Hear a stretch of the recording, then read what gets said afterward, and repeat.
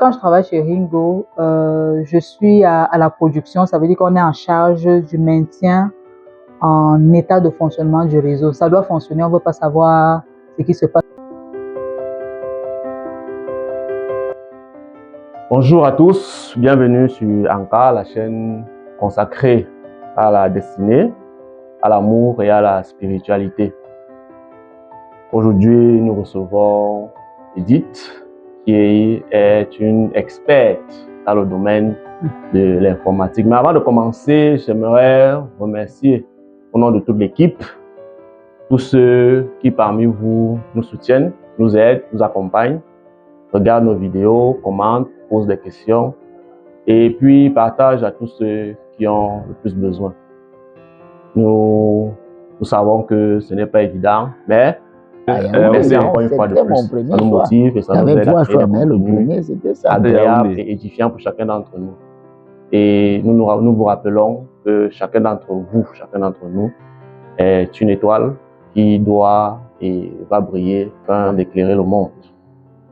Revenons donc à ce qui nous rassemble aujourd'hui. Nous allons parler du destin. Et dans le destin, nous allons parler de l'un des principaux axes du destin qui est l'axe professionnel. La détermination de comment est-ce qu'on fait pour savoir ce qu'on est destiné à faire sur le plan professionnel. Et pour cela, nous allons aborder le sujet de l'informatique avec, comme je l'ai dit tout à l'heure, une experte dans le domaine. C'est vrai qu'on n'a pas l'habitude d'avoir des femmes expertes dans l'informatique. Oui, je vais éviter les mots forts. Voilà.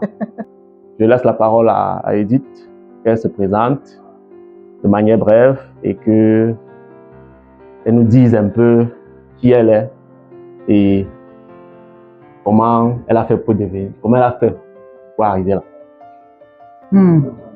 Question complexe. Bonjour à tous. Merci Amel de me donner cette opportunité de parler. Merci à tous ceux qui suivent. Merci Amel. Merci pour l'invitation. Bonjour à tous. Je suis Edith Flore Chimusakam, maman, je suis entrepreneur et à la base j'ai une formation en réseau et je me suis spécialisée en cybersécurité. Je suis chef d'entreprise, l'entreprise s'appelle Edify. On a démarré sous le nom Provit et depuis 3 ans, on opère sous le nom Edify. Comment je suis arrivée là? Ça a été un long parcours. C'est vrai que alors j'ai à la fin du secondaire en fait j'ai fait la terminale de cursus secondaire G1, ce qu'on appelle secrétariat, et pendant qu'on faisait les cours j'étais intéressée par quelque chose de particulier, les outils de communication, et je me demandais toujours comment est-ce que on fait pour appeler d'un point à l'autre, comment est-ce que d'une ville à l'autre on peut avoir la communication qui passe. Donc c'est de là qu'est venue ma curiosité. Juste après le bac, je suis arrivée à Douala et j'ai commencé directement avec les programmes de certification. Ok, avant de continuer, on va revenir sur un point pour que tu puisses bien expliquer. C'est vrai, tu as dit que tu étais intéressé par les éléments de communication et tout, mais qu'est-ce qui t'a fait comprendre dans ton enfance ou dans ta jeunesse que tu étais faite pour ça? Ou bien quels sont les éléments sur lesquels on peut dire que véritablement c'était ça ce que tu devais faire? Alors, je ne sais pas si ce que je dois faire, je suis beaucoup plus portée vers l'enseignement. D'accord? Ce qui m'a poussée aux télécommunications, au réseau, c'est la curiosité. Ok. Généralement, j'aime pas comprendre les choses superficiellement. Il faut que je comprenne en profondeur. Il faut que je sache. Donc, ça suscitait comment est-ce que ça se passe. Donc, il y a ça qui était la première phase. Et après, je me suis tournée beaucoup plus vers l'enseignement, vers les programmes de formation, des programmes d'accompagnement pour des personnes en reconversion professionnelle. Et c'est beaucoup plus ça mon quotidien aujourd'hui. C'est vrai qu'à côté, nous faisons beaucoup d'accompagnement d'entreprises, accompagner les entreprises dans la digitalisation, dans le choix adéquat des solutions technologiques. Donc, je vais dire en gros que ma destinée, c'est l'accompagnement. Ok, merci. Bon, maintenant que ceci a été fait, est-ce que avant d'arriver au bac, si on parle bien d'arriver, parce que vraiment, Déjà, même en ce qui concerne le bac, tu nous as fait comprendre que tu as fait une formation spéciale. Oui, j'ai fait du J'aimerais bien que tu nous expliques comment. Nous, on sait qu'il y a le bac C, le bac D, le bac A. Au Cameroun, hein, on sait que c'est ça le standard. Mais tu as fait un bac spécial.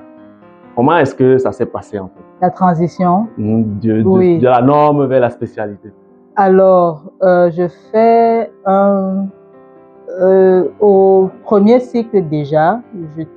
Moi, j'étais dans un CES, dans un collège, comme beaucoup d'autres personnes.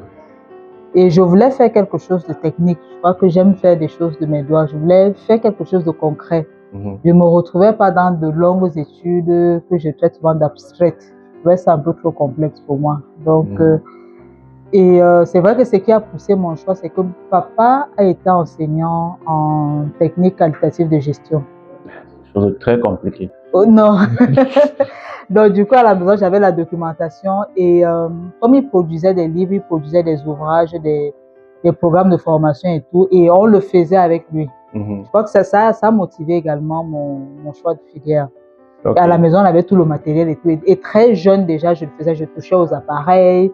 On avait comme une mini-imprimerie à la maison. On faisait des livres, je faisais des livres. Et je crois que c'est de là aussi qu'est venue ma passion pour les livres. Parce que j'aime produire des livres, j'aime produire des documents aussi. Ok. Donc, il y a ça. Donc, après le premier cycle, donc je vais vers au secondaire où je choisis la série G1. Donc, comme je le disais, je suis très intéressée par les outils de communication parce qu'on apprenait à les utiliser.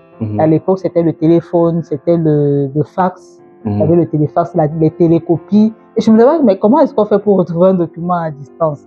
Ok. Tu vois, donc donc, je comprends bien, c'est pas l'informatique en tant que telle, mais c'est beaucoup plus la communication et les télécoms. Exactement. Qui ont fait que tu puisses migrer vers ça. Oui. Ok, bon, maintenant, donc, après le bac, voilà, qu'est-ce qui se passe? Alors, après le bac, j'arrive à Douala parce que moi, j'ai grandi à Fumban. Donc, après le bac, je viens à Douala et j'ai un grand frère qui avait fait le même programme et qui travaille avec l'institution.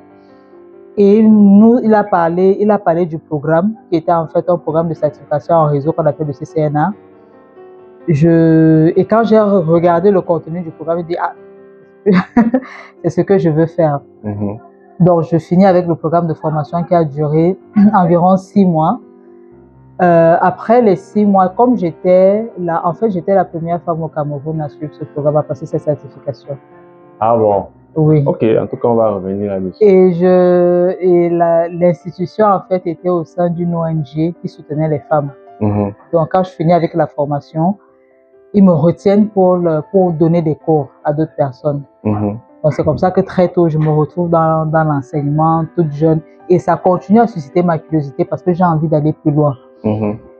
Donc, pendant que je fais les cours, je continue. Et c'était assez, je vais dire, passionnant. Je crois qu'à côté, je crois que j'aime les challenges. Oui, c'était assez passionnant parce que les cours étaient en anglais. J'avais pas d'ordinateur, donc il fallait recopier les cours, aller lire à la maison, par moment saisir tout ça faire sur des moteurs de recherche, recopier la traduction en français parce que je comprenais pas très bien l'anglais. Oui, c'était... Donc ça a été un long parcours d'apprentissage, mais qui m'a permis d'avoir des notions assez solides dans le domaine et qui a également qui m'a permis d'apprendre assez rapidement l'anglais. Ok. Donc je continue et après 2 ans passés là-bas, je ressens le besoin de combler le parcours académique en fait. Et au Cameroun, j'essaie de rentrer dans une université. J'ai essayé à l'UT de Badjoun, à l'UT de Douala, dans les universités, mais je ne pouvais pas parce que mon bac était incompatible. Il me fallait un bac scientifique. Or, en G1, on fait le bac, on fait les matières scientifiques, maths et physique jusqu'en seconde. En seconde, on arrête. Donc, moi, en première et terminale, je n'ai pas fait de mathématiques du tout. Ok. D'accord. Donc, c'est comme ça que je suis partie en Afrique de l'Est pour essayer de rentrer dans une école là-bas, où j'ai fait un cursus plus professionnel. Ok. Et comment est-ce que tu saisis cette opportunité de l'Afrique de l'Est là? C'était quoi? C'était une bourse? C'était un concours? C'était... En fait, Alors, comme je travaille avec une ONG, régulièrement, on organisait des événements pour des femmes dans la tech et tout. Donc, le premier événement avait lieu en Ouganda. Et donc, j'ai été envoyée à cet événement-là. Quand je suis arrivée à l'événement, on a visité les universités. On est passé par le Kenya, on a visité les universités. Quand j'ai vu les infrastructures, j'ai dit waouh. Et quand j'arrive à Kampala, à l'université de Kampala, je regarde tout le patrimoine, je regarde comment c'est aménagé, je regarde la salle, les campus technologiques, et je me suis dit intérieurement, je reviendrai ici continuer. Ah, ok. Donc quand je rentre, je commence donc à travailler ça. Je mets un peu d'argent de côté, j'économise et tout pour y aller. J'en parle également aux parents. Une année après, je suis partie. J'ai eu une autre invitation pour le Kenya. Donc j'avais une formation à faire au Kenya où j'étais invitée. J'ai dit bon, c'est une belle opportunité parce qu'on me paye le billet d'avion. Normalement. Qui refuse le job. Voilà. Donc je suis allée au Kenya. C'est vrai que je t'épargne les autres détails parce que c'est tout un long parcours. Mais bon, je suis allée au Kenya. Lorsque j'ai terminé avec la formation au Kenya, je suis allée à Kampala. J'ai continué avec mes études là-bas. Et jusqu'à quel niveau en fait? Alors, à Kampala aussi, ils avaient comment je dis, ils avaient cette exigence-là. Pour rentrer dans les filières technologiques, il faut avoir un bac. Donc, j'ai fait le cursus CCNP. CCNP qui veut dire pour les ignorants comme nous là? Alors, c'est le niveau professionnel, c'est un peu l'équivalent d'ingénieur réseau. Ok. Voilà, c'est plus digeste. Ouais, donc... C'est parce que vous les gens là, vous nous trompez toujours avec les termes très très compliqués. Oui. Donc... Ok, maintenant, bon, tu finis, tu es ingénieur réseau. Oui. Est-ce que c'est à ce moment ta soif de connaissance s'arrête pour que tu puisses entrer dans le monde du travail, ou bien c'est que tu as décidé juste d'arrêter pour entrer dans le monde du travail, ou bien tu as continué quoi? La réalité, c'est que je commence à avoir faim parce que parce que papa est malade, il ne peut plus me soutenir, donc il faut que je trouve du travail, il faut que je commence à travailler. Alors pendant que je suis à Kampala, il m'a fait un message, il me dit écoute, ce sera difficile que je t'envoie de l'argent parce que je suis souffrant. Et rapidement, je me rends compte qu'il faut que je trouve quelque chose à faire. Alors je commence à chercher du travail. Et la première chose que je savais faire, c'était enseigner. Mais comme je parlais pas encore très bien la langue, j'ai essayé de postuler. Je me souviens, je suis allée j'ai fait des dossiers, lettres de motivation et CV en anglais, et je remplissais pas le nom de l'entreprise. Donc, je suis sortie un matin et je me suis dit, il faut que je trouve quelque chose à faire aujourd'hui. Je sors, donc quand je vois le nom de l'entreprise, je remplis et je toque là pour voir si je peux, j'essaie de passer par... j'essaie de voir si je peux rencontrer quelqu'un. Alors, je suis arrivée dans une entreprise qui faisait dans la fintech, s'appelait Pastel. Donc, j'arrive dans l'entreprise et je suis à l'accueil. Je dis à la dame que j'ai rendez-vous avec le DG. Elle demande, mais vous voulez le voir? Je lui dis, je veux rencontrer le DG. Elle demande, mais vous voulez le voir pourquoi? Je dis que non, c'est très important, je dois le rencontrer. Parce que j'avais remarqué qu'à chaque fois que je donnais l'allure, le regard des autres me faisait comprendre que la lettre n'allait pas aller loin. Je dis, bon, ok, je dois rencontrer le DG. Alors, pendant que j'insistais, je ne voulais pas lui donner la lettre. Alors, le DG était en train de passer. Il a été attiré par mon accent. Il a demandé, mais c'est qui cette dame? Parce que j'avais un accent qui était différent des autres, j'avais de la peine. Et là-bas, ils estiment que nous sommes violents, nous sommes agressifs. Donc, parce que je parlais à haute voix. Les Camerounais ont cette réputation-là. Exactement. Il demandait, mais c'est qui cette dame qui parle? Et j'avais mis un cabas. Donc, à la fois, il y avait ma tenue qui attirait l'attention, il y avait l'accent et tout. Il me dit, bon, venez me rencontrer. Et je m'assieds, je lui dis, j'ai besoin de travail. Il me demande, qu'est-ce que tu sais faire? Je lui dis, je sais enseigner.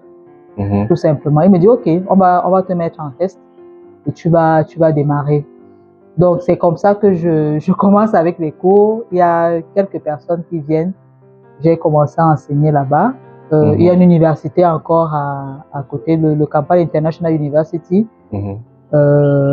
qui avait besoin d'un formateur en réseau, en CCNA. J'ai commencé à donner des cours là-bas. Comme ça, de fil en aiguille, j'ai rejoint une autre entreprise qui était une multinationale et ils m'ont envoyé au Congo pour comment on appelle ça? En fait, ils offraient des solutions, je vais le dire en langage simple, des solutions de gestion d'infrastructures téléphoniques. D'accord, donc c'était chez un opérateur de téléphonie mobile. Et comme j'étais parfaitement bilingue à ce moment, ils ont dit bon, tu vas aller au Congo Brazza, et c'est comme ça que je pars de là et après je décide de revenir au Cameroun. Voilà. Question, justement, qu'est-ce qui fait que tu reviens au Cameroun alors qu'on sait que tous ceux qui sortent ne veulent plus revenir? J'avoue que je ne voulais pas revenir.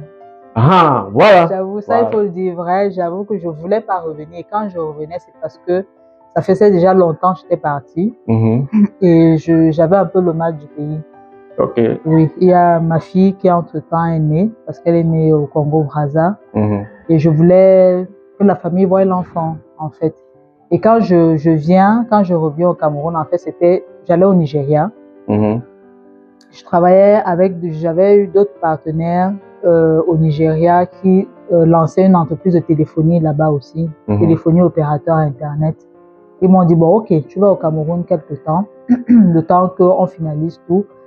Et entre-temps, il y a le président nigérien, je ne me souviens plus de son nom, qui est tombé malade. Donc, il fallait attendre qu'il se rétablisse et tout, et que on finalise les documents, qui signent les accords et tout ça. Alors, donc, quand moi j'arrive au Cameroun, quelques temps après, il décède. Donc, du coup, ça a changé tout le programme. Ça a changé tous les programmes. Donc, c'est comme ça que je me retrouve à essayer de reprendre, de recommencer un tout petit peu à zéro au Cameroun. Ok, ok. Et donc, à ton arrivée au Cameroun, je suppose que tu es une femme. Oui. Tu es ingénieur réseau, tu es enseignante, tu as tout ça. Comment ça se passe? Alors, quand j'arrive, je vais chez les parents à l'ouest. Je vais passer un moment avec les parents à l'ouest, puisque j'attendais. Et puis, j'étais prise en charge par des partenaires, il n'y avait pas de problème. Donc, c'est lorsque le président est décédé et que finalement, il y a eu remaniement ministériel après, les personnes qui étaient impliquées dans le projet ont été écartées du gouvernement. Donc, ça a changé les données. Donc, ça a été une période difficile. Ça a été une période difficile parce que, entre-temps, mon frère était très malade. Donc, j'ai passé environ 6 mois avec lui à l'hôpital. Et pendant que j'étais à l'hôpital, donc, j'ai commencé à contacter des personnes avec qui j'avais travaillé avant et tout. Et au bout d'un ou 2 mois, je ne sais plus exactement combien de temps ça a pris.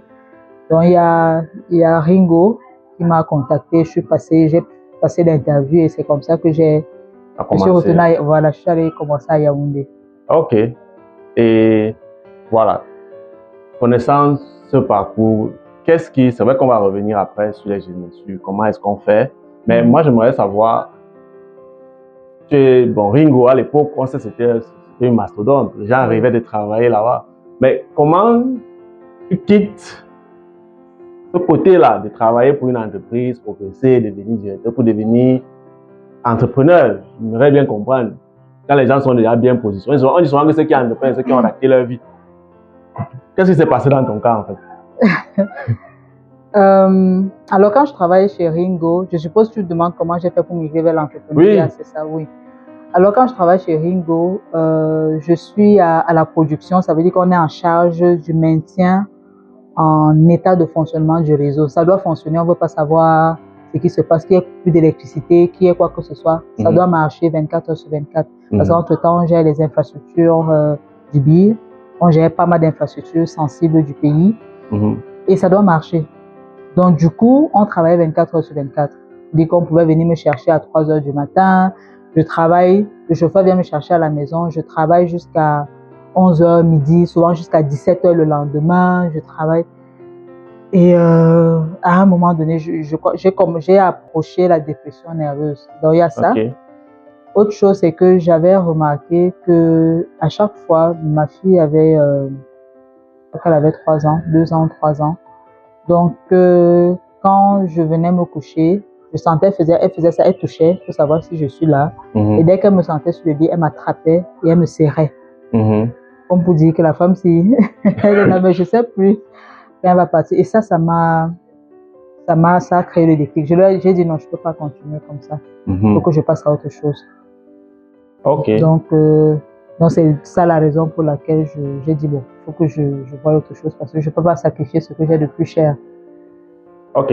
Et comment donc s'est passée la transition? Est-ce que c'est comme on dit souvent, il y a une période de vide ou il n'y a pas de période de vide ou bien c'est exceptionnel, comme les vendeurs de rêves nous font croire. Bon, qu'est-ce qui s'est passé dans ton cas? Ça a été compliqué. Ça a été très compliqué. Donc après Yaoundé, je viens à Douala. Par la grâce de Dieu, j'ai eu une autre opportunité qui m'amène à Douala, dans un centre de formation, une école de formation indienne qui est venue s'installer à Douala. Donc c'est comme ça que j'arrive à Douala. Mais même jusque-là, je savais déjà que je ne suis pas là pour... Quelqu'un. Je ne suis pas là pour longtemps. Donc je commence avec eux et malheureusement, le business ne marche pas. Donc ça ne fonctionne pas. Et c'était pour moi comme un signe qu'écoute, pas que là, c'est bon, il faut que tu te mettes à ton compte. Alors donc, ça ne marche pas, on commence à avoir des retards de salaire et tout. Je commence donc à faire des cours à la maison.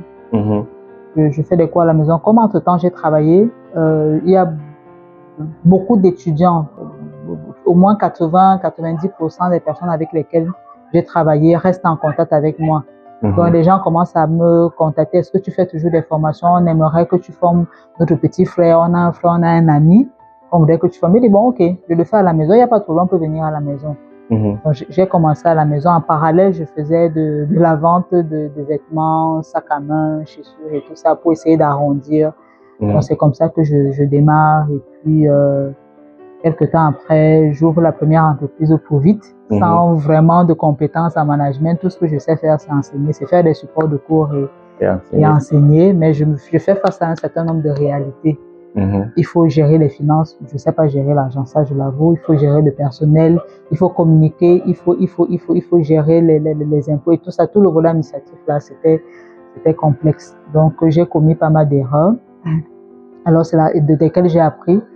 Et c'est comme ça que 2 ans après, je crée Edify.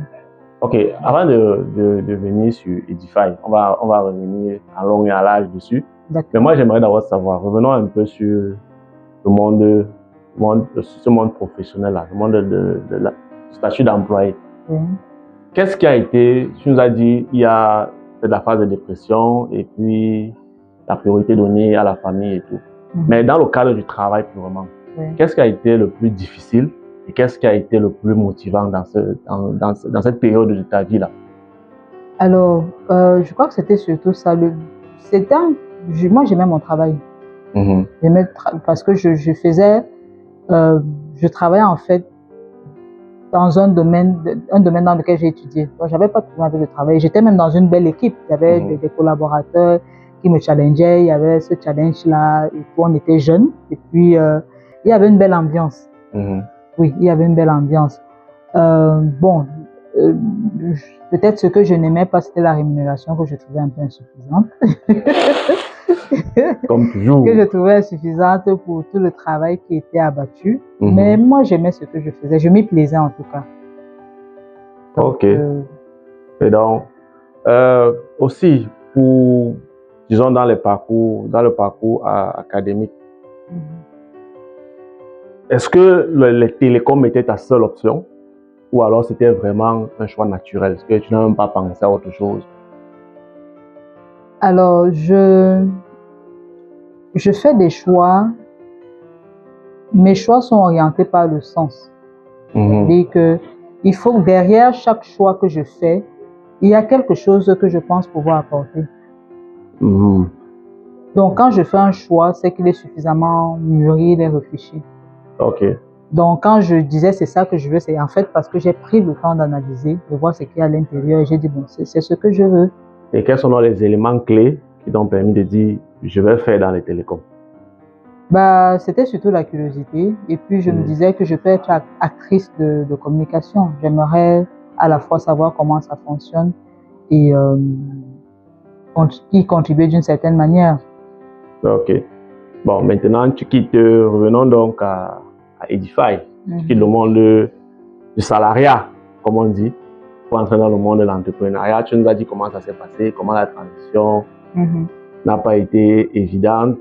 Même si tu n'es pas franchement revenu là-dedans, de manière personnelle, comment tu as vécu cette transition-là? Est-ce que c'est comme on dit là? C'est que bon, tu t'es levé, tu t'es lancé, et puis boum, ça a commencé à donner un peu, comment on dit là, un peu, ça donne, et puis non, c'est compliqué, c'est compliqué. Ou bien c'est que tu as traversé un désert incroyable. De manière personnelle, comment est-ce que tu l'as vécu en fait? Et peut-être même si tu peux aller jusque-là, combien de temps ça a duré? C'est très compliqué, mais moi j'ai souvent notre regard sur les difficultés. Je pense que ce sont aussi des périodes d'apprentissage, mais c'est compliqué, c'est pénible. Parce que moi je me dis... Il y a des moments où on n'avait pas mangé. C'est pas tous les jours que les étudiants viennent. J'ai accumulé, je me souviens à un moment, j'avais accumulé une année d'arriérés de loyer que j'arrivais pas à payer. Oui, ce que je me battais à payer les factures d'électricité et tout ça, mais ça a été pénible. Ça a été très pénible.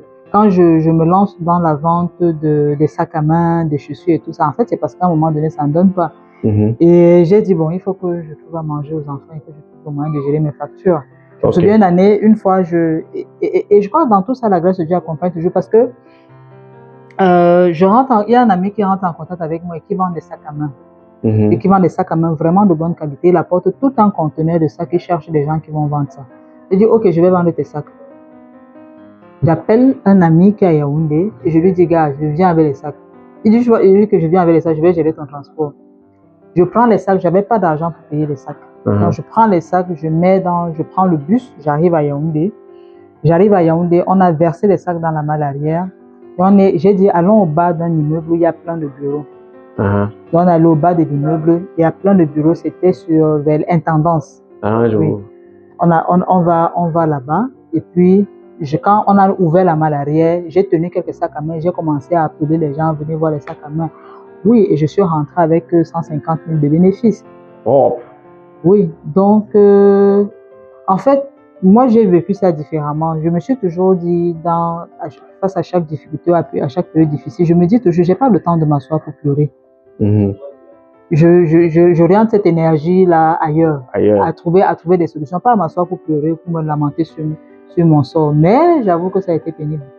Oui, parce que les gens voient le monde de l'entrepreneuriat comme étant idyllique. C'est bien souvent de voir des gens qui ont vécu pour pouvoir comprendre comment c'est que c'est en réalité. Voilà. Donc, et maintenant, donc, d'où vient le nom Edify? Voilà. Alors, Edify, c'est une histoire. C'est une histoire. Edify, édifier. C'est une histoire. C'est d'abord l'histoire de mon parcours pour montrer que c'est possible. Parce qu'en fait, ce que j'ai fait, c'est une reconversion professionnelle.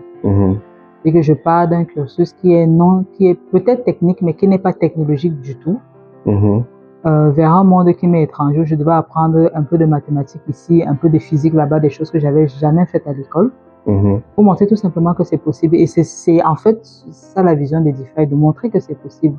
C'est montrer qu'on peut opérer une transformation positive dans sa vie en se servant de la technologie, en utilisant de bons outils, en utilisant de bons programmes de formation. Ok. Donc, maintenant que le nom a été trouvé, qu'est-ce que Edify propose? Qu'est-ce que ton entreprise propose comme service et pourquoi avoir choisi ces services-là en particulier? Alors, nous avons 3 volets d'activité. Le premier volet d'activité, c'est les formations, ça c'est une évidence. C'est pour ça. Ce sont les formations, formation pour entreprises, formation pour personnes. Vraiment, le gros du travail, c'est les formations pour personnes en reconversion professionnelle parce qu'aujourd'hui, la technologie est le domaine qui recrute de plus. L'informatique est le domaine qui recrute de plus. Formation également pour des jeunes parce que je pense qu'on peut récupérer la société à travers l'éducation, par la qualité de connaissances et de compétences qu'on donne aux individus. Donc nous avons travaillé tout un pan de de nos activités pour les jeunes étudiants, élèves également. Donc ça, c'est le premier volet d'activité. Le deuxième volet d'activité, c'est la digitalisation. Ça veut dire l'automatisation des processus opérationnels avec les solutions ERP, gestion de relations clients. Intégré à ça, on intègre également l'intelligence artificielle. Le quatrième volet, c'est la cybersécurité, qui est un peu mon domaine où on accompagne surtout les entreprises dans le choix adéquat des solutions de cybersécurité. Pour ça, on a des partenaires avec lesquels on travaille. Ok. Bon, tu as parlé là en termes très, très complexes. Ah! Très informatifs. Maintenant, pour le commun des mortels comme moi, là, tu fais quoi? Vous t'attendez, tu fais quoi? En termes simples, pour que chacun, tout le monde comprenne. Ok, bon, je vais essayer d'aller de manière simple. Donc, on aide les personnes. Donc, ça, c'est le premier volet d'activité. Formation, je crois que ça, tout le monde peut comprendre. Oui, tout le monde peut comprendre. C'est la partie digitalisation là que nous, on entend plus. Alors, donc, je vais quand même revenir sur le premier volet, les formations. Quand on choisit une formation, il faut qu'elle soit alignée à sa personne et à ses objectifs. Donc, il y a un gros travail qu'on a fait sur l'orientation et qui permet aux personnes de choisir des formations qui leur conviennent et qui leur permettent effectivement d'atteindre leurs objectifs de vie. Alors, la digitalisation, les entreprises, quelles qu'elles soient, que ce soit les auto-entrepreneurs, que ce soit les entrepreneurs, que ce soit les petites et moyennes entreprises et tout ça, vendent des services ou des produits. Et dans cette vente, avant de vendre, ils produisent des services ou des produits. Alors, dans le processus de production ou de commercialisation, il y a beaucoup de tâches qui sont manuelles et qui perdent du temps. Qui font perdre du temps et qui font perdre de l'argent.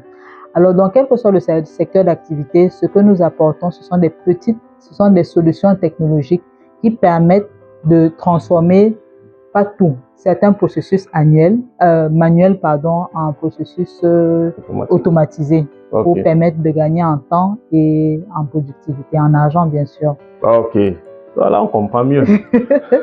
Bon, cybersécurité, il faut être technique pour comprendre un peu. Mais bon, la cybersécurité aujourd'hui... Les virus et les pirates, ou bien c'est autre chose?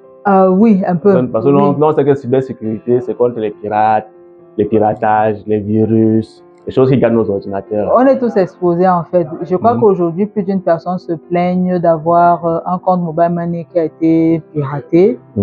De plus en plus, les gens sont ouverts à l'Internet, soit à l'apprentissage ou à la commercialisation des services sur Internet. Et pour ça, on est exposé, on a besoin de se protéger. Donc, il y a des solutions pour personnes. Il y a des solutions également pour les structures, pour les entreprises, où l'entreprise, par exemple, doit protéger son image de marque, doit protéger ses secrets. Chaque entreprise a ses secrets, n'est-ce pas, doit protéger ses données et ses personnes. Et pour ça, donc, on apporte des solutions. Ok, c'est plus simple c'est plus simple à comprendre. Ouais. Et aujourd'hui, Edify, je ne sais pas si tu peux nous en parler, quel est le marché, sur où est-ce que vous vous déployez et le personnel, c'est combien de personnes aujourd'hui? Parce que, comme tu l'as dit, tu as commencé seul. Aujourd'hui, c'est combien de personnes qui tournent autour? Et quel est le marché? Quel est ton marché actuellement? Ok. Alors, je vais parler de mon marché par secteur d'activité. Pour ce qui est des formations, nous travaillons beaucoup avec des écoles en France qui ont été intéressées par les programmes de reconversion professionnelle que nous avons développés. Donc, nous avons M2I, Aston, ESIC École, Konica, Minolta également, avec lesquels nous travaillons pour des reconversion professionnelle et upskilling des employés, enfin la mise à niveau des personnels. C'est mieux. Au Cameroun, nous sommes en train de signer un partenariat avec une autre entreprise qui est Rashopen Labs, qui également a un taux de pénétration assez important en Afrique centrale, en Afrique de l'Ouest. Donc voilà le marché qui s'étend. Ça, c'est le premier volet d'activité des formations. Deuxième volet d'activité, la digitalisation ou bien l'automatisation des processus opérationnels. Alors pour ça, pour l'instant, le marché, c'est le Cameroun. Nous avons des entreprises agroalimentaires, des institutions financières également et d'autres institutions dont je peux faire taire le nom pour... bien sûr, qui utilisent nos solutions pour la gestion de leurs activités. Ok. Alors, pour la cybersécurité, pour l'instant, c'est un domaine qu'on n'a pas encore véritablement mis sur pied. Mais bon, on est en phase de développement. Mais le marché de la cybersécurité est un marché mondial. Ok. Tout le monde est concerné. Nous avons aujourd'hui avec notre partenaire tout un centre opérationnel de cybersécurité. On est capable aujourd'hui de prendre en charge, comment je dis, tout le patrimoine informationnel d'une entreprise et d'en assurer la sécurité. Oui. Donc, donc, il y a des choses qui sont mises en place. Donc, à partir du mois, nous allons lancer en mars prochain. Mars 2026? Oui, mars 2026. Okay. Donc, nous sommes en train de finaliser les accords et puis donc d'ici mars 2026, les communications vont commencer. Alors, le personnel, de manière permanente, nous sommes 5 personnes et on travaille beaucoup avec des consultants. On a tout un réseau de consultants. Ok. Donc, on a aujourd'hui de manière, enfin, des consultants qui sont, je disais, plus ou moins permanents, sont environ une vingtaine. Nice. Donc, une grosse entreprise. Oui. On grandit, non? Ok, c'est cool. En tout cas, félicitations une fois de plus. Parce que dans notre environnement, trouver une femme qui réussit à développer ça, tout dans un domaine aussi complexe que celui-là. Et j'aimerais justement qu'on revienne sur ça. C'est-à-dire que, comme l'objectif aussi de ces échanges, c'est de susciter aussi des vocations et de faire comprendre aux gens ce que c'est que certains métiers et tout. Moi, j'aimerais savoir une femme dans les télécoms, dans l'informatique d'abord, c'est déjà compliqué. Dans les télécoms en plus, c'est encore plus, je ne vais pas dire bizarre, tu m'excuseras le terme. Comment est-ce que tu ressens ce phénomène? C'est-à-dire celui de la présence des femmes et de l'image des femmes dans ce domaine où on a toujours eu l'impression que c'était fait pour les hommes. Bon, je crois que ça vient de notre culture. On a voulu garder la femme à la maison. Ce qui, à mon sens, n'est pas si mauvais. Hein. Je pense que je ne suis pas féministe. Je pense toujours que le premier rôle de la femme, c'est à la maison. L'éducation, la cohésion de la famille et tout ça, ça dépend de la femme. Il faut qu'elle soit stable.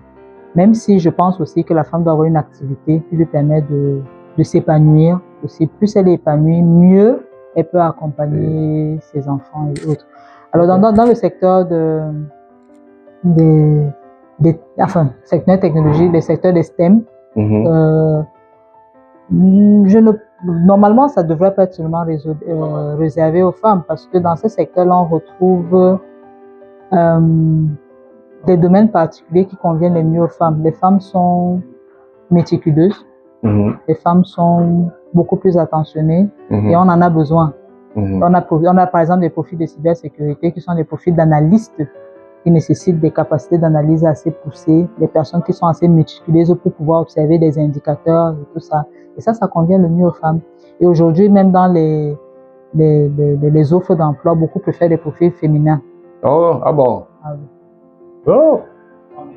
Et on va remarquer également que de plus en plus à la tête des entreprises, vous allez voir qu'au Cameroun, à la tête des microfinances et des banques, des institutions financières, on préfère avoir des femmes. Oui, on a constaté ça, qu'il y a de plus en plus des femmes qui arrivent au niveau du management. Parce qu'aujourd'hui, je pense que la société se veut aujourd'hui beaucoup plus humaine. À un moment donné, ça a été la technique, l'évolution technologique et tout ça, le capitalisme et tout, mais pour pouvoir avoir de la productivité, il faut des managers qui sont humains, qui soient capables de tenir compte non pas seulement des objectifs, je vais dire les objectifs financiers de l'entreprise, mais également des personnes. Je pense que pour ça, les femmes sont mieux placées pour jouer ce rôle. Ok. Bon, c'est vrai qu'on va revenir sur le management de la vie d'une femme entrepreneur.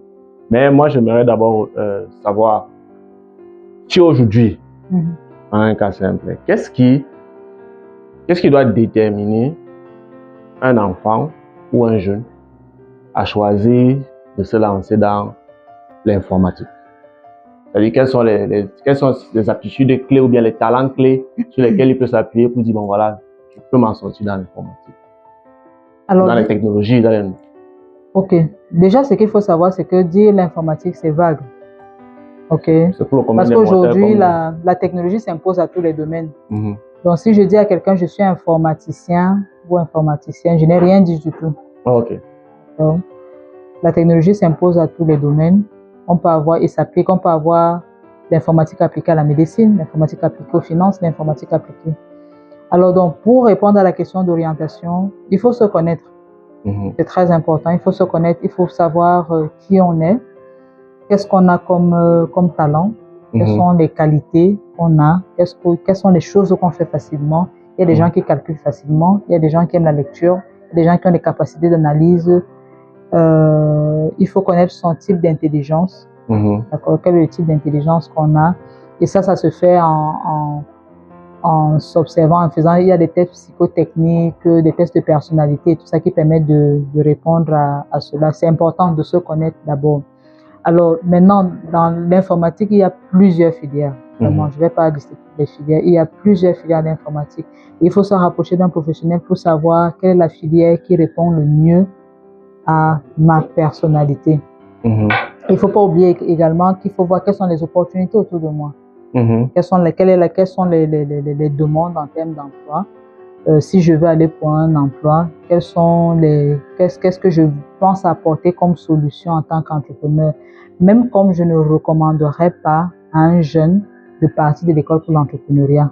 Je ne le recommande pas. Il faut un temps d'apprentissage. Et ça, je recommande. Même si on veut se lancer dans l'entrepreneuriat, il est bon de passer par un emploi où on a le temps d'apprendre et puis avant d'aller se lancer. Donc, pour revenir à la question d'orientation, se connaître les opportunités, les filières de l'informatique, celles dans les filières, quels sont les profils qui se rapprochent le plus de ma personne, dans lesquels je sens que je peux apporter quelque chose. Et puis, et donc, voilà. En analysant notre environnement camerounais et africain en général, quelles sont les filières de l'informatique qui sont porteurs et quelles sont les skills, les aptitudes qui sont nécessaires pour réussir dans ce domaine-là? Parce que tu as dit il y a plusieurs domaines, mais quels sont ceux qui sont les plus porteurs et quels sont les skills ou les aptitudes nécessaires pour pouvoir s'en sortir dans ce domaine-là? Alors, vraiment la cybersécurité, le codage, l'intelligence artificielle. Alors, recommence doucement. Alors, moi, je dis le domaine aujourd'hui sans chômage, c'est le domaine de la cybersécurité. Ok. Selon les analyses, en Afrique seulement, on a un gap de compétences d'environ 2 millions, 2 à 3 millions selon les dernières estimations. 2 millions? Oui. Mince. Oui. Et dans la cybersécurité aussi, il y a plusieurs profils. Il y a des profils, comme je disais, d'analystes, il y a des profils de pen testing, ceux qui font les tests d'intrusion, il y a des profils d'architectes de cybersécurité, il y en a qui s'occupent de la gouvernance, il y en a qui vont s'occuper de la communication, il y en a qui vont s'occuper, conformité, tout ça. Donc, il y a plusieurs domaines en cybersécurité. Donc, je disais, l'un des secteurs les plus porteurs, c'est la cybersécurité, le secteur central, où il y a un gap.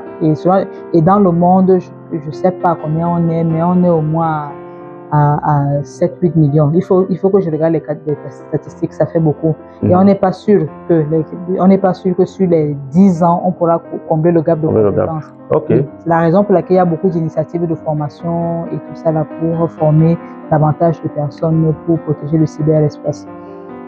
Il y a le domaine du codage et de l'intelligence artificielle. Pour moi, les deux vont ensemble. Il faut davantage développer des solutions qui sont utilisables.